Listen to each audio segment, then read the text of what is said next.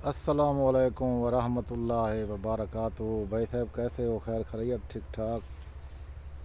آج ایک کہانی ہے دل دہلانے والی۔ اگر آپ کی سمجھ میں آئے تو آپ کمنٹ میں بتا سکتے ہیں، اگر نہ آئے تو میں کچھ نہیں کر سکتا۔ لالا ہمارے پاس ایک جاگیردار تھا جس نے غریبوں پہ ظلم کرنا شروع کر دیا اور ان کی زمینوں پہ، جس کے 2 ایکڑ تھے 3 ایکڑ تھے، ان پہ اس نے قبضہ کر لیا۔ پھر ان کو جا کے کہتا کہ اگر آپ یہ بڑی بیٹی مجھے سے نکاح کر دیں تو میں آپ کا زمین چھوڑ دوں گا۔ تو وہ بیچارہ کمزور تھا، نہ کسی کی بات سنی جاتی ہے۔ ویسے بھی ہمارے جو سسٹم ہے نا، آپ کو پتہ ہے کیسے ہے۔ تو اس نے پہلی شادی کی، اس کا نمبر لگ گیا۔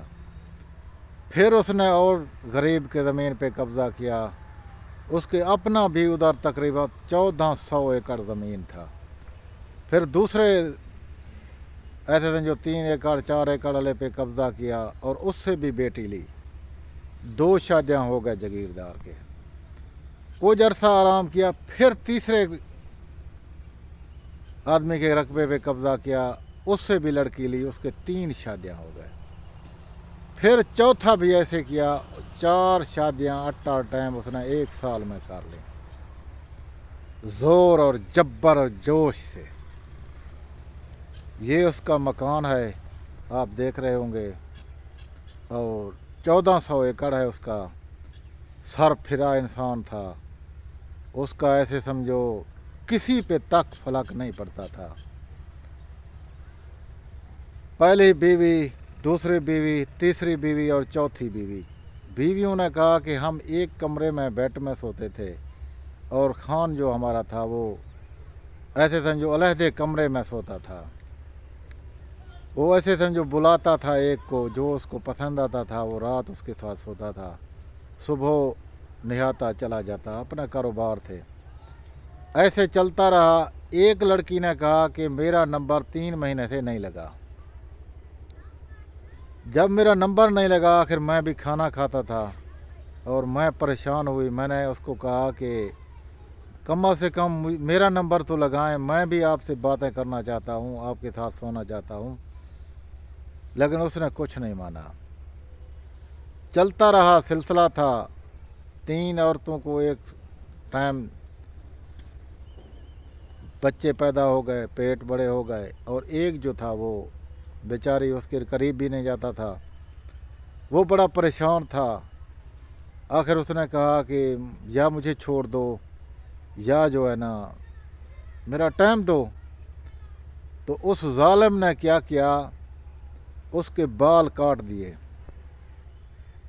بال کاٹ کے اس کو گنجی کر دی، اور گدھے کے بیٹھا کے اس کو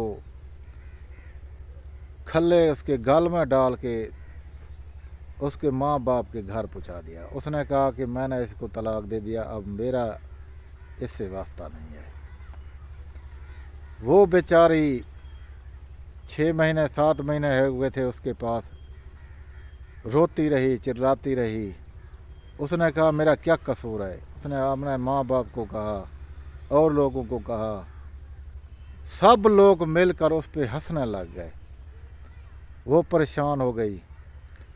اس نے کہا کہ میرا بھائی چھوٹا تھا، اس کے پاس موبائل تھا، میں نے آپ کا یوٹیوب چینل دیکھا اور آپ کا نمبر جیسے دیکھا، میں نے اس کو کہا یہ نمبر مجھے ملا دو، یہ سفید داڑھی والا انکل ہے، ہو سکتا ہے اس کے بعد سے میرا کام چل جائے۔ تو اس نے دیا لوکیشن، میں اس لوکیشن پہ پہنچا۔ لیا کے سائڈ میں ایک ہے دارے کے مغربی سائڈ پہ، دریا کے سائڈ پہ اس کا ایک گاؤں ہے، بلوچ بستی ہے اس کا نام۔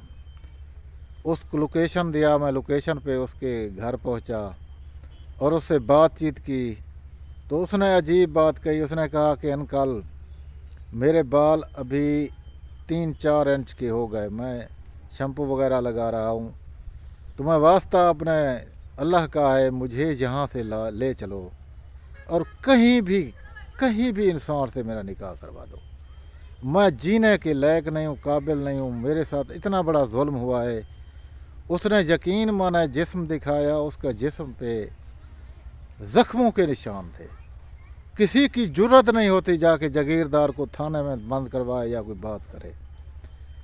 तो मैंने उसे तसल्लियाँ दी, उसको दवाई ले दिया और उसका माँ बाप को ख़र्चा पानी दिया और उनको कहा, मैंने कहा जब तक ये सेहत याब नहीं हो जाता मैं इसको नहीं ले जा सकता, ना इसकी मैं रिश्ता करवाता हूँ।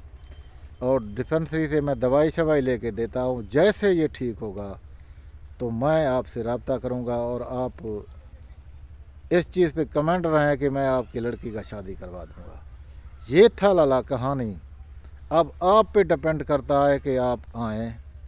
जैसे वो सेहतमंद होगी, ये फ़ी सबीलिल्लाह रिश्ता है, बग़ैर किसी मुआवजे, बग़ैर किसी टक्के पैसे के आप उसे अपने साथ ले जा सकते हैं। उसकी एज है 31 साल, बड़ी खूबसूरत है, लेकिन इस टाइम वो मोई पड़ी है।